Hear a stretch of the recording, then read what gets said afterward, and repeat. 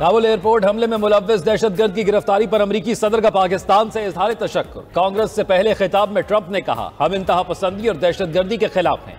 आज यह ऐलान करते हुए खुशी है कि काबुल धमाके का बड़ा जिम्मेदार पकड़ा गया है। गिरफ्तारी में पाकिस्तान ने मदद की। अमेरिकियों के कातिल को अमेरिका लाया जा रहा है, जिससे अब अमेरिकी कानून का सामना करना पड़ेगा। अमेरिकी सदर ने अफगानिस्तान से अफरा तफरी में इनखला को भी इंतहाई शर्मनाक करार दिया। अमेरिकी मीडिया के मुताबिक दाइश के दहशतगर्द शरीफुल्लाह ने काबुल एयरपोर्ट पर हमले की मंसूबाबंदी की थी, जिसे पाकिस्तान ने CIA की इंटेलिजेंस शेयरिंग की बुनियाद पर पाक अफगान सरहद से गिरफ्तार किया। रिपोर्ट के मुताबिक CIA डायरेक्टर ने ओहदा संभालने के बाद पाकिस्तानी हुक्काम के साथ मामला उठाया था। म्यूनिख सिक्योरिटी कॉन्फ्रेंस में भी मामले पर बात हुई थी। काबुल एयरपोर्ट धमाके में 13 अमेरिकी फौजी और 170 अफगान शहरी मारे गए थे।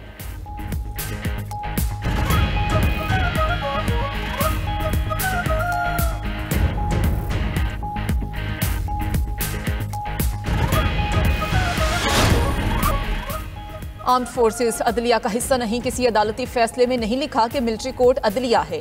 आर्मी एक्ट में मिलिट्री ट्रायल के लिए प्रोसीजर में बुनियादी हुकूक को तहफ़्फ़ुज़ फराहम किया गया है, ताहम प्रोसीजर पर अमल ना होना अलग बात है। मिलिट्री कोर्ट्स में सिविलियंस के ट्रायल से मुतालिक केस में आईनी बेंच के जस्टिस मोहम्मद अली मजहर के रिमार्क्स। मजीद कहा कि मिलिट्री कोर्ट पर 2 एतराज़ हैं। एक, मिलिट्री ट्रायल गैर जानिबदार नहीं होता। दूसरा एतराज़ कानूनी तजर्बा ना होना है। वकील आबिद जुबैरी ने कहा कि मिलिट्री कोर्ट एग्जेक्टिव का हिस्सा है, जिस पर जस्टिस मोहम्मद अली मजहर ने कहा कि आर्मी के काम में एग्जेक्टिव कहां से आ गया। क्या आप मिलिट्री कोर्ट को अदलिया तस्लीम करते हैं? अगर अदलिया तस्लीम करते हैं तो इसके नताइज कुछ और होंगे। जस्टिस जमाल मंदोखेल ने कहा कि फौज का बुनियादी काम मुल्क का दिफा है। जस्टिस मोहम्मद अली मजहर ने कहा कि आर्टिकल 10A की मौजूदगी में मिलिट्री ट्रायल नहीं हो सकता। जस्टिस जमाल मंदोखेल ने कहा कि सेक्शन 2D में मिलिट्री कोर्ट का जिक्र नहीं, बल्कि लिखा गया है कि जुर्म पर ट्रायल होगा, लेकिन ट्रायल का फोरम वाज़े नहीं है। दौरान समाअत बनू दहशतगर्दी का भी जिक्र जस्टिस मुसर्रत हिलाली ने कहा कि गुज़श्ता रोज बनू वाक़े में फौजी जवान, ख्वातीन और बच्चे भी मारे गए।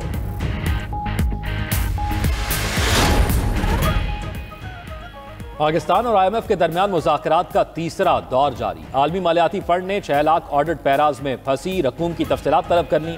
फॉलो अप न होने की वजह पूछी। ताखीर पर सजाओं का तयन भी मांग लिया। ताखीर पर जवाबदेही का सिस्टम लागू करने का मुतालबा। जायजा मिशन ने चीफ अकाउंटेंट जनरल की फौरी तैनाती का भी कह दिया। उधर $7 अरब कर्ज प्रोग्राम की दूसरी किस्त के लिए IMF जायजा मिशन की मुख्तलिफ इदारों और वजारतों से मुलाकातें जारी। आज तमन्नाई हुक्काम ने पावर सेक्टर में इस्लाहात, बिजली और गैस टैरिफ से मुतल्लिक अमूर पर ब्रीफिंग दी।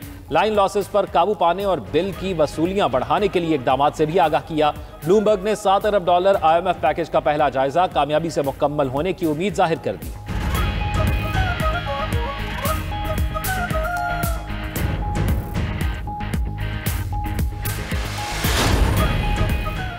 तहरीक इंसाफ और JUI में फिर राबता। सेक्रेटरी जनरल PTI सलमान अकरम राजा का JUI क़यादत को फ़ोन। मौलाना फजलुर रहमान से मुलाकात की दरख्वास्त। सराय के मुताबिक सलमान अकरम राजा बानी PTI का पैगाम मौलाना फजलुर रहमान तक पहुँचाना चाहते हैं।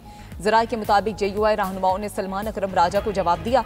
मौलाना फजलुर रहमान उम्रे की सादत के लिए सऊदी अरब में मौजूद हैं।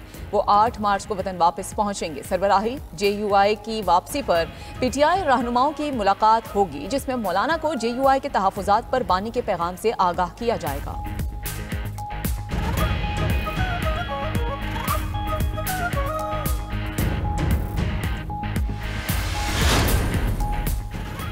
PTI के दौर में दहशतगर्दी कम हुई, अब बढ़ गई है, तो जिम्मेदार कौन है? ऑपोजिशन लीडर उमर अयूब ने हुकूमत पर तनकीद के तीर बरसा दिए। कहा, सिंध और बलूचिस्तान में सूरत हाल गंभीर हो चुकी है। मुल्क में गवर्नेंस नाम की कोई चीज नहीं। PTI आइन और कानून की बालादस्ती चाहती है। सलमान अकरम राजा ने कहा, फैसले बंद कमरों में हो रहे हैं। मईशत की वजह से मुआशरा बिगड़ रहा है। शिबली फराज का ईद के बाद मुत्तहिद होकर हुकूमत के खिलाफ निकलने का ऐलान। कहा, यह 1 साल पाकिस्तान की तारीख का स्याह तरीन दौर है। सिंध वाले अपने पानी के जायज मुतालबे के लिए उठ खड़े हुए हैं।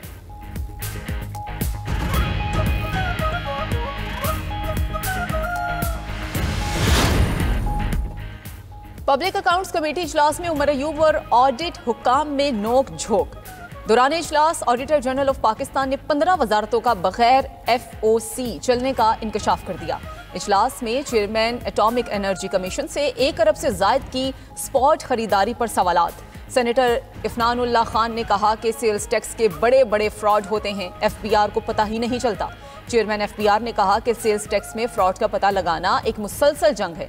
कमेटी की मामला दोबारा DEC के सुपुर्द करते हुए FBR को मुकम्मल। विफाक और सूबों के ताउन से ही मुल्क से पोलियो का मुकम्मल खात्मा मुमकिन हो सकेगा। वज़ीर-ए-आज़म की पोलियो के तमाम डाटा को डिजिटाइज करने और सख्त मॉनिटरिंग की हिदायत। इंसदादे पोलियो मुहिम के हवाले से जायजा इजलास। वज़ीर-ए-आज़म की पोलियो केसेस की बरवक्त शनाख्त और मनफी रुझान के लिए तमाम सूबों की इंतजामिया की पजीराई। सिक्योरिटी फोर्सेज के ताउन को भी सराहा। दूसरी तरफ वज़ीर-ए-आज़म से वज़ीर मुमलिकत अब्दुर्रहमान कांजू, वज़ीर मुमलिकत तलाल चौधरी और मुआवनीन खुसूसी हारून अख्तर की अलग अलग मुलाकातें हुई।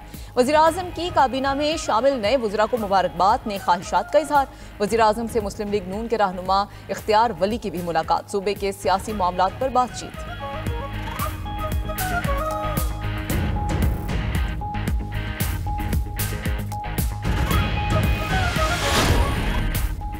बिलावल भुट्टो ने जो वादे किए हैं वो पूरे करेंगे। वज़ीर आला सिंध का हर जिला में लोगों के घर रोशन करने का ऐलान। मुराद अली शाह ने कहा कि आजकल सबसे पहले काम करने की रिवायत बढ़ गई है। वर्ल्ड बैंक के ताउन से सोलर मंसूबा अहम है। मौसमियाती तब्दीली से निमटने के लिए ग्रीन एनर्जी की जरूरत है। सिंध हुकूमत के इक़दामात से हर शहरी को रिलीफ मिलेगा। 2013 में सिंध हुकूमत ने सोलर सिस्टम लगाना शुरू किया। साफ तवानाई ही रोशन मुस्तकबिल की जमानत है। कम आमदनी वाले 2 लाख घरों को कम कीमत पर सोलर सिस्टम दे रहे हैं। 57 बड़ी इमारतों को सोलराइज्ड कर दिया गया है।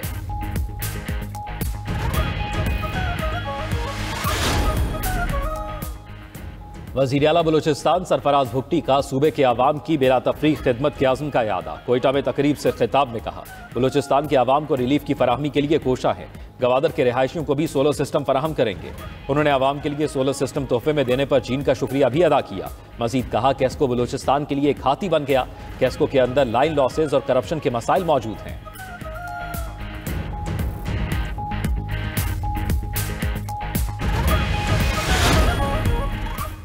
पीका एक्ट में तरमीम के खिलाफ दरखास्तें। लाहौर हाई कोर्ट का PTA और महकमा दाखिला के जवाब न आने पर इजहार बरहमी। 13 मार्च तक मोहलत दे दी गई। वफाकी हुकूमत ने जवाब दाखिल करा दिया। सिंध हाई कोर्ट आईनी बेंच ने भी पीका तरमीमी एक्ट के खिलाफ दरखास्त पर वफाक समेत दीगर फरीकैन को नोटिस जारी कर दिए। समात 19 मार्च को होगी। इस्लामाबाद हाई कोर्ट ने भी पीका एक्ट के खिलाफ दरखास्त पर अटॉर्नी जनरल ऑफ पाकिस्तान को मुआवनत के लिए तलब कर लिया। जेर समात 3 दरखास्तों पर समात 17 अप्रैल को होगी।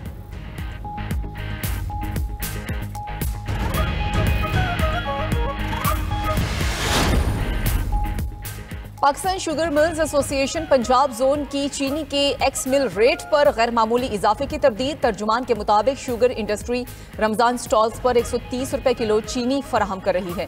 चीनी की एक्स मिल कीमत में गैर मामूली इजाफा नहीं हुआ। चीनी की कीमतों का तयन मार्केट फोर्सेस करती हैं। एक्स मिल कीमतें तलब और रसद की बुनियाद पर उतार चढ़ाव का शिकार रहती हैं। रिटेल कीमतों में इजाफे का असल फायदा सट्टाबाज, जखीरा अंदोज और मुनाफाखोर उठाते हैं। मौजूदा क्रशिंग सीजन में गन्ने का रेट 650 रुपए मन तक पहुंच गया।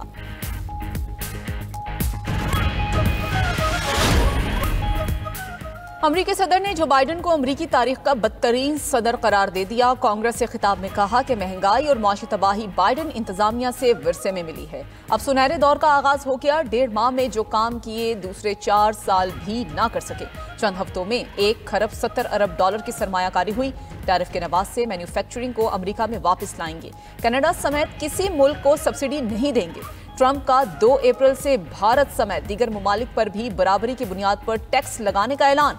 ट्रंप ने मजीद कहा कि अमरीकी सलामती के लिए पनामा कैनाल वापस लेंगे। ट्रंप का यूक्रेन के सदर ज़ेलेंस्की से मिलने वाले खत का भी जिक्र।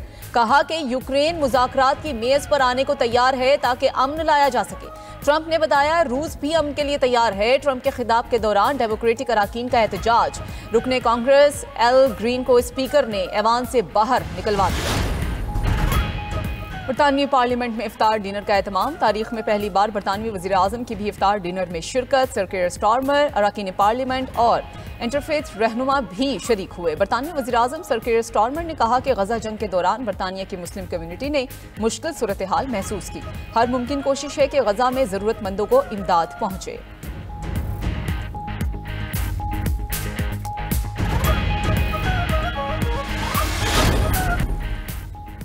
और सऊदी दारुल-हुकूमत रियाद में हिफ्ज़, तिलावत और तफसीर कुरान के सालाना मुकाबले। पोजीशन होल्डर तलबा में 70 लाख रियाल से जायद के इनामात तकसीम। वज़ीर बराए इस्लामी अमूर डॉक्टर अब्दुल लतीफ़ अल शेख ने कहा कि कुरान पाक का नज़ूल रमज़ान मुबारक के मुक़द्दस महीने में हुआ।